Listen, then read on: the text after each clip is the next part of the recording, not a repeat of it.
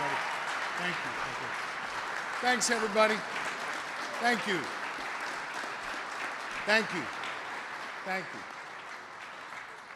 It's good to be with all of you here today, and let me begin by saying thank you to Thomas. I want to say thank you, Thomas, for all you and your colleagues do for the great city of Philadelphia. You drive these buses. Workers keep them clean. Y'all keep us safe. And you welcome our fellow Pennsylvanians onto that bus with a smile on your face. You are what makes this system run, and we are grateful to all of SEPTA's workers every single day. Thank you. It's good to be here in Frankfurt with Mayor Parker. Madam Mayor, thank you for joining us. Thank you to Council President Johnson and all the members of Council who join us here today. I want to say thank you to Madam Speaker McClinton.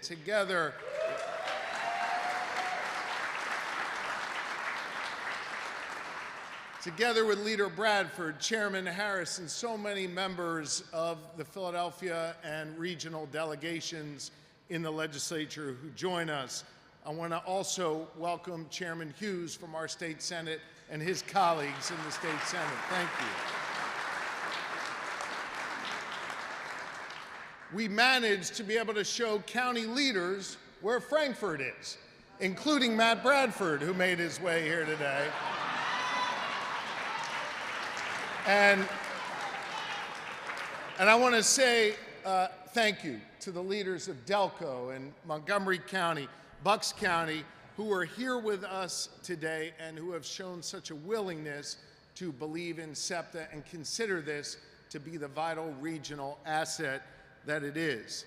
I know we got a lot of leaders from organized labor who join us today, the folks who build these communities, who make our communities run, leaders from TWU to the folks at FOP who keep us safe. I want to thank all of them, and of course the building trades who build all of this infrastructure and keep us moving every day. Thank you. And we've got a whole lot of community and civic and educational leaders like our superintendent who join us here today. And of course, we're grateful to be joined by the SEPTA leadership, the board and the staff who recognize just how important this is.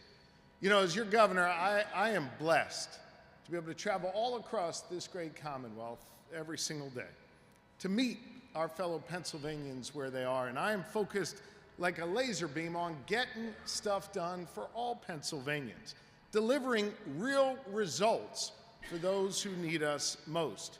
You know, together we've delivered historic funding for our public schools. We've invested in public safety, invested more than ever in our police, and passed some of the most historic criminal justice reforms at the same time. We are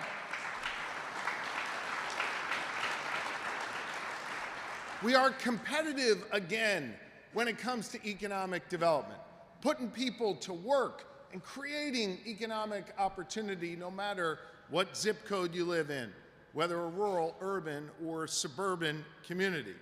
And you know what else we've done together? We've invested historic amounts in our infrastructure together. You know, literally 1 month ago today, I was standing out in Manheim Township, out in rural Lancaster County. I was listening to folks in that community talk about how because we came together to fix the bridge over Rife Run, that they were able to get to work quicker. They were able to get home to their kids for dinner a whole lot sooner than they were when the bridge was out. In my first 2 years as your governor, we've delivered over $330 million in new funding for roads and bridges all across Pennsylvania. Now, I'm proud of that fact that with that money, we have repaired more structurally deficient bridges in Pennsylvania than any other state in the entire country. And you know, I mean, you know I am competitive as hell. So when we get the chance to beat another state or beat every other state, we should celebrate that. By the way, I see my man Ryan Boyer wearing a Sixers hat. I wouldn't mind if the Sixers had that same competitive spirit when they're out on the court every day. Come on. But in addition to beating every other state in the nation with the number of bridges we've repaired, we also managed to fix 7,000 miles of Pennsylvania roadways, more than any other time in the last decade. We're investing in our infrastructure, and gang, that's the get shit done attitude we talk about every single day in Pennsylvania. It's what we live by, and it's essential to folks. It's essential to the trades folks that are building out that infrastructure. It's essential to our businesses that rely on those roads and bridges to get folks to work. And of course, it's essential for those families that rely on it. That's something we should all be proud of. But listen, I'm mindful that for some people when they're going to church, or some people when they're going to school, or some people when they're just trying to get home for dinner, their travels don't take them over a rural bridge. Instead, it requires you to ride a bus, and it requires you to live in a community where hopping on a trolley or regional rail or the subway is the only way you can get around, and the only efficient way you can get to and from where you need to go. And so, just like we repair and maintain our roads and bridges in those rural and in those suburban communities, I think we owe it to the good people of Pennsylvania who take mass transit to be there for them and their families as well.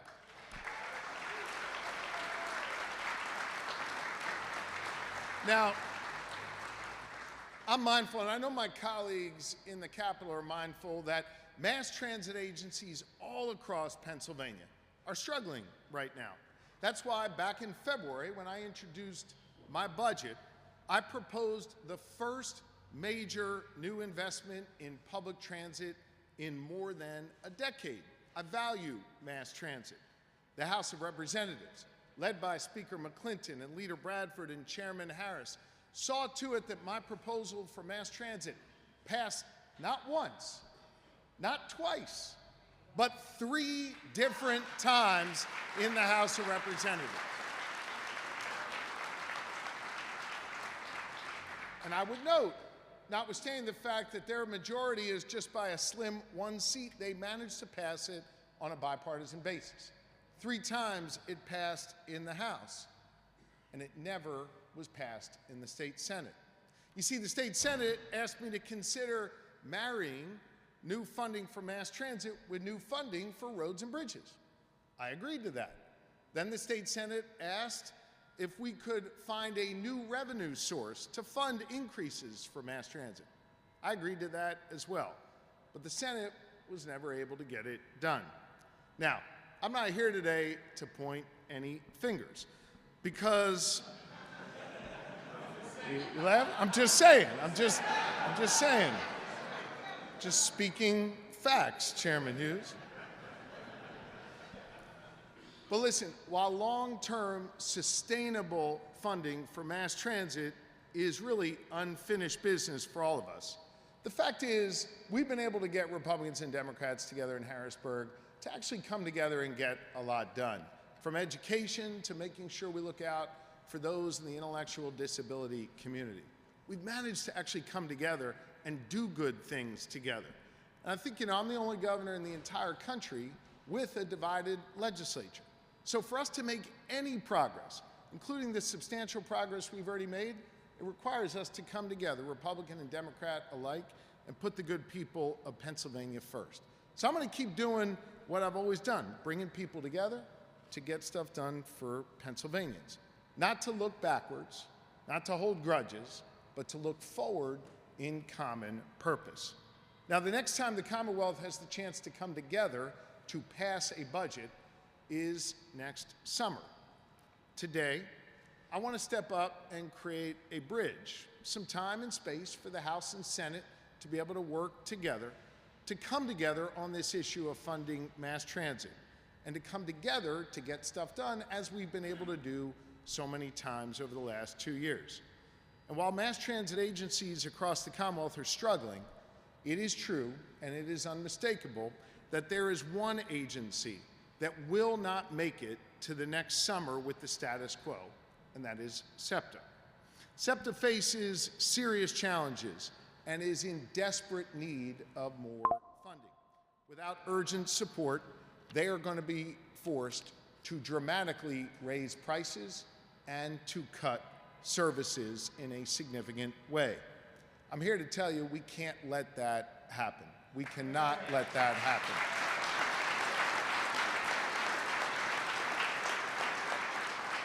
It's not fair to the folks that rely on SEPTA to get to school or church or back home to their families.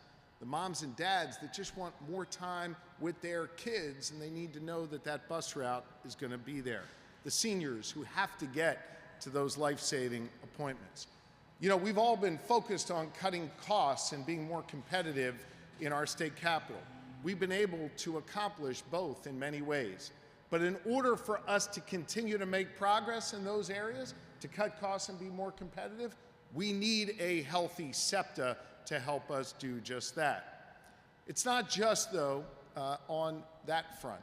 It's critically important because SEPTA is an economic driver for Pennsylvania.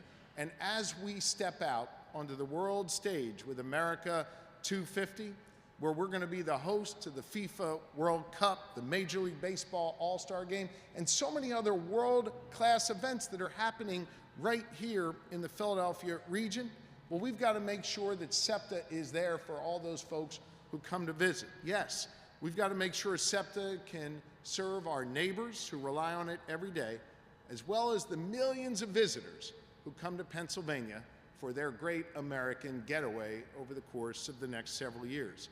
I think we have a huge opportunity in front of us with USA 250 coming to Pennsylvania, and we need SEPTA to be able to help support that, and I've made clear I will not let SEPTA fail. So today, I'm here at Frankfurt Transportation Center to announce that I've directed our great PennDOT Secretary, Mike Carroll, who joins us today. You may remember Mike as the guy who lived out of his truck in Northeast Philly along I-95 for those 12 days when he got that road reopened.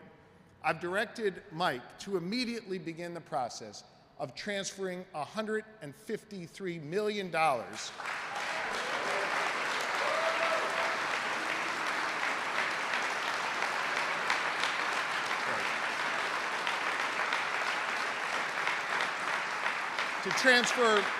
transfer $153 million from 7 highway projects across the Commonwealth of Pennsylvania immediately to fund SEPTA's needs. That money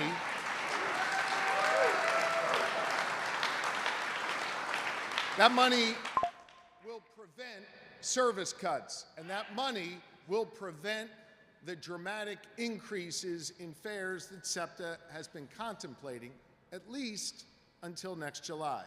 It's going to ensure the good people of southeastern Pennsylvania who rely on SEPTA every day that they're going to be able to get where they need to go, and they're not going to face higher costs. And it also allowed SEPTA to give more money to their workers, people like Thomas, who spoke to us earlier, in their recent contract negotiations with TWU, so they could reach this tentative one-year agreement on a fair contract and avoid a strike that would have been disastrous for our region. Let me be clear, while these funds will come from 7 different highway projects across the state, none of those highway projects are under construction yet. In fact, none of them have even been put out to bid. They're a long way off. And hear me on this. There is no reason to keep that money on our balance sheet in the state when we can invest it in SEPTA right now and help this community.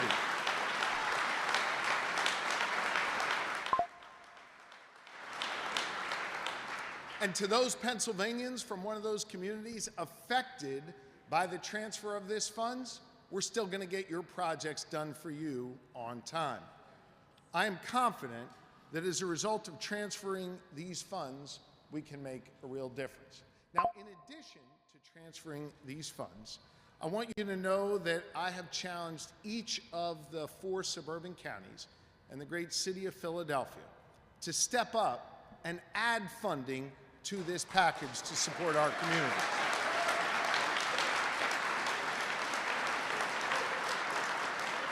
So as the Commonwealth immediately invests $153 million in SEPTA, I'm proud to announce that each of our 5 counties that support SEPTA will also be stepping up with significant investments from their local budgets.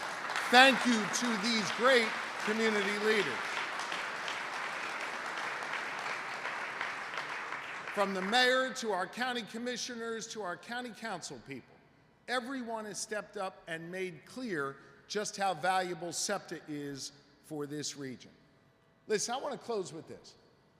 I firmly believe that government can be a force for good in people's lives, and that when we work together, when we believe in one another, when we give a damn about the good people of Pennsylvania who rely on us, there is nothing we can't do together. We can solve big problems. We can come together and make a difference in the lives of the people who need us most. And we can get shit done together, and that is what we're doing here today. We're going to continue to bring that aggressive, can-do attitude to the Commonwealth of Pennsylvania. We're going to continue to move the ball down the field, put points on the board, and celebrate our collective success. I want to thank all of you, not just for being here today, but for caring about the fate of SEPTA, for caring about the future of our communities, for caring about the people of this region. And I want to thank my team, who's done an extraordinary job on this work, from Amanda Warren to our PennDOT Secretary, Mike Carroll. And it is my pleasure to bring Secretary Carroll to the microphone now. Thank you all very, very much. Thank you.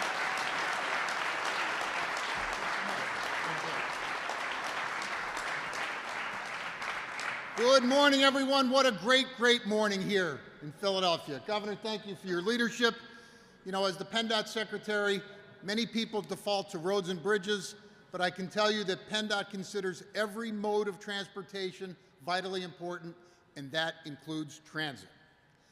You know, the governor mentioned that last year Pennsylvania led the nation in the repair of bridges and the restoration of highways across this Commonwealth.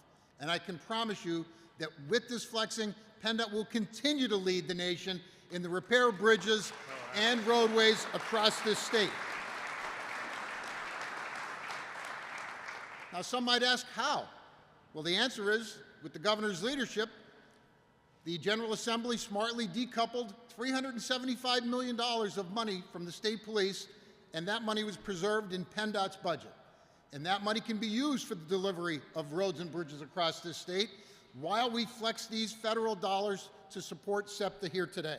So, Governor, that work will continue on roads and bridges while at the same time making sure that we have a fully functioning SEPTA here in southeastern Pennsylvania. I can tell you that the flexing of funds has been done in the past.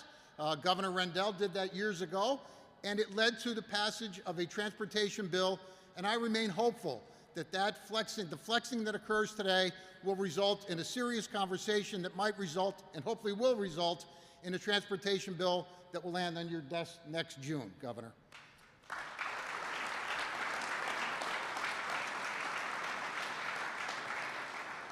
You know, PennDOT has 44,000 miles of roadway across this state, 25,000 bridges across this state, and transit in all 67 counties, all 67. You know, which of your children do you love the most? We all know the answer to that. It's a tie. We love them all. When it comes to the PennDOT Secretary, which mode do you love the most? Answer, all of them, including transit. So, Governor, we will continue to do our part as PennDOT in support of all modes of transportation across this state. And I can tell you that I'm proud of the work that the PennDOT team does in every region of this state to advance the transportation interests of all Pennsylvanians, from the city of Philadelphia to the shores of Lake Erie.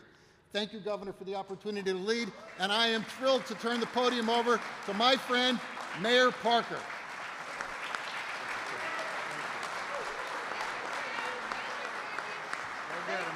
Hey, let me start by saying hello, everyone. Hello. Listen, I want to take you just on a quick stroll. Governor, there was an author, an historian, and humanitarian named James Baldwin. And whenever he was advocating for something that he believed in, and someone said to him, well, I care about that issue too, James Baldwin would say, I can't believe what you say because I see what you do. I can't believe what you say because I see what you do. Governor, we know that getting shit done is not a slogan for you. We know it is the way you operated. So I want to say, on behalf of the people of the city of Philadelphia, and quite frankly, the 790,000 residents from southeastern Pennsylvania who depend on SEPTA, thank you for not just talking the talk, but walking the walk and delivering on today.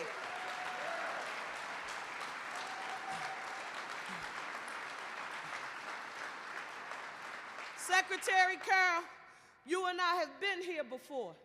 We know what it's like, and I'm glad this is really just for the benefit of the new supporters of mass transit funding. I quickly just want to take you on a little stroll back to something called Act 89 in 2013, when we in Philadelphia had a Republican governor, a Republican-controlled House, and a Republican-controlled Senate, and we delivered a $2.3 billion plan called Act 89 to fund roads, bridges, and highways right here, and we doubled the funding for mass transit. I'm here on the day to say, Governor, and it's important for me to affirm this as mayor of the city of Philadelphia, thank you and Secretary Carroll for delivering in a big way. We know you can't do it without a team. That's why we are super proud that we have today what we didn't have in 2013, and that was a Madam Speaker named Joanna McClinton, a leader named Matt Bradford, an appropriations chairman named Harris. And I'm sorry. You were there. He was there. Vincent Hughes, and I'm going to call a name, Chairman Hughes, that a whole lot of people in this room may not remember, but I'm thinking about for the chamber folks who are in the room, a gentleman by the name of Senator Rafferty. Hughes and I, Pam McCormick, and a whole team who was a part of making that happen. You can't say you want a pro-growth and pro-business Pennsylvania, and you are willing to let SEPTA death spiral because it is at the heart of the economic engine in Pennsylvania, southeastern Pennsylvania. Our economy moves because of Jason and because of Thomas Shaw and the work that they do. So if you claim to be pro-business, and if you claim to be pro-growth, I don't care what your party is, you will find a way to partner with our governor and our legislative leaders to continue the tradition that we started in the Commonwealth, and definitely for my county leaders here in southeastern Pennsylvania. Let's get stuff done. And for any of the new advocates for mass transit, Council President Johnson, because we were around when we had Deliver in the past, for any of the new advocates of mass transit, if you want to sit down, and you do have some time to talk to some veterans who've been in the foxhole and had the ability to deliver, I'm willing to have a conversation with you at any time. Thank you so very much.